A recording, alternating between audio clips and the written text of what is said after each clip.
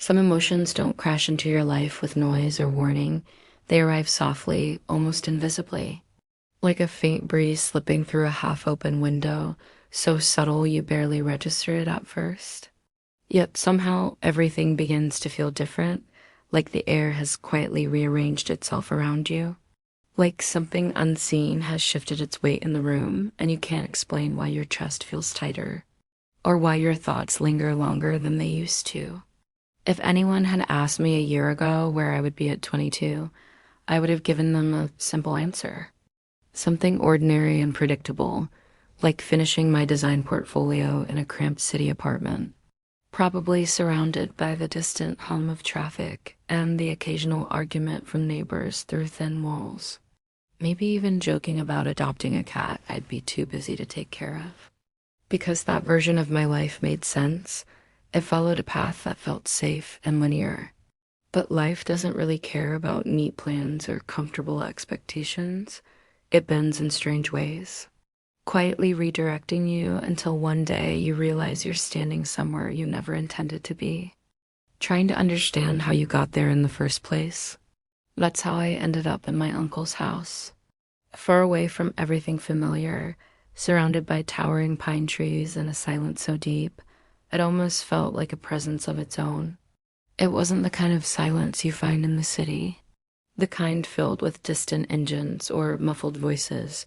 This was something heavier, something that stretched endlessly and settled into your bones.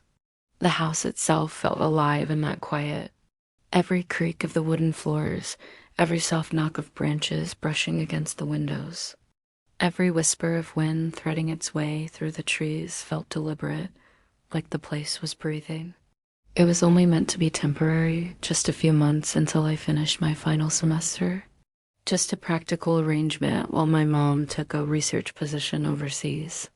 And my Uncle Marcus was the only family close enough to take me in. His wife, Celeste, welcomed me with a calm politeness that felt genuine but distant. Like she was kind by nature but careful by habit. The plan was simple, almost too simple. Stay, study, save money, and then leave. That was all it was supposed to be. But something changed, and it wasn't the house or the routine or even the quiet itself. It was something inside me, something that shifted so gradually I didn't recognize it at first. Something that somehow, unexpectedly, had everything to do with Marcus. He had never treated me like a child, not even when I was younger.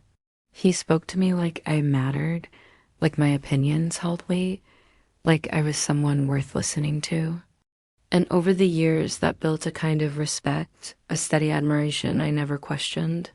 He had been present in ways most people only pretend to be, offering guidance without pressure, support without expectation, and I had always valued that about him.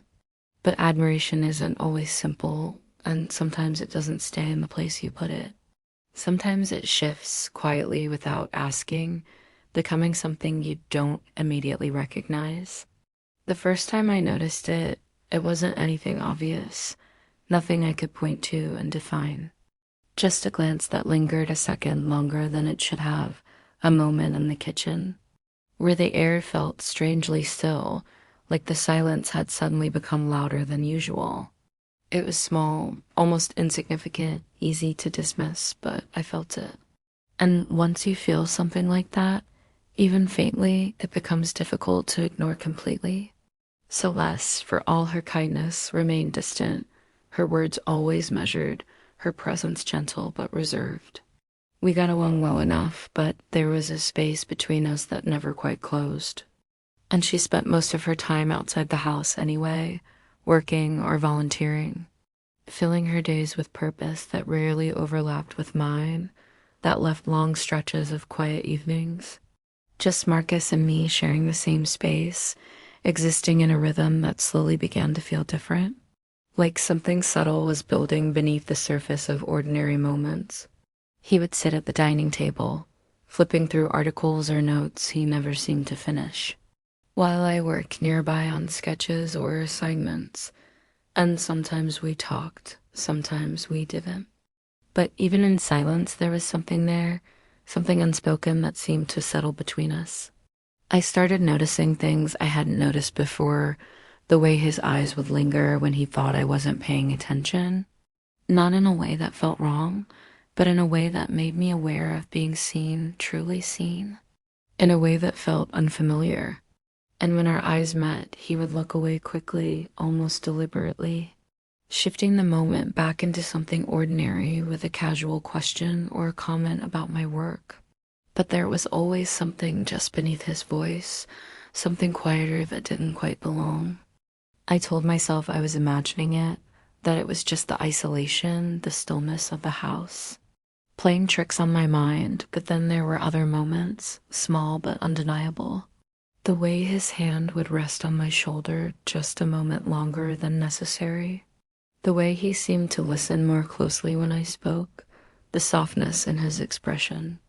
That felt like it carried something unspoken. None of it crossed a clear line. None of it could be called out or defined, but together it created a weight. Something that settled into the space between us and refused to disappear. I tried to focus on my work, on my classes, on the small opportunities I was chasing. But the quiet made everything sharper, more noticeable, like there was nothing to distract. From the shift that had taken place, one afternoon, while carrying a broken printer to the garage, our hands brushed briefly, his thumb grazing the inside of my wrist just a fraction longer than it should have, and it was such a small thing. Something that should have meant nothing. But it didn't feel like nothing. It lingered, a quiet spark that stayed with me long after. That night I couldn't sleep, lying awake listening to the wind and the subtle movements of the house, wondering if he had felt it too, or if it was all just something I had created in my own mind. The next morning, everything was normal, almost too normal, conversations light and ordinary. But the silence between words felt heavier, filled with everything we weren't saying. Days passed like that, suspended between what was and what might be. And I found myself retreating more often into the small studio space he had set up for me, trying to lose myself in my work, but even there I was aware of him, of the way he would pause in the doorway, ask if I needed anything, linger just long enough to make me wonder. I didn't know how to define what I was feeling, where admiration ended and something else began, or if anything had truly begun at all. But there were moments that felt too real to dismiss, like a rainy afternoon, where a simple compliment about my art carried more weight than it should have, or a look that lasted just long enough to shift the air between us. And then there was the night everything changed in a way that couldn't be undone. When we sat together in the quiet of the study, both unable to sleep, sharing a silence that felt strangely intimate, and when I stood to leave, something held me there, something invisible but undeniable, and when I turned back, he was looking at me differently, not with confusion or hesitation, but with something softer, something deeper, something that felt dangerously close to longing, and in that moment I felt it too.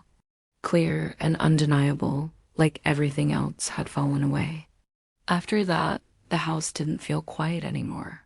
It felt charged, like something unseen was moving through it, waiting for a moment to surface. And when Celeste left for a few days, the shift became impossible to ignore. The space between us no longer felt neutral, conversations careful but strained.